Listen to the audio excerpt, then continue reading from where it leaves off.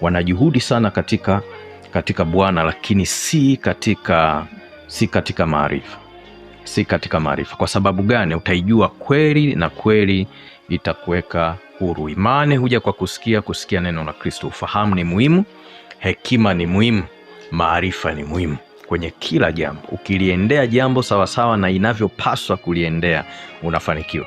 Ukienda kinyume na namna inavyotakiwa kuendewa, hakuna spiritual backup utakayoipata, msaada wa kiroho utakaopata kuhakikisha unalifanikisha hilo jambo.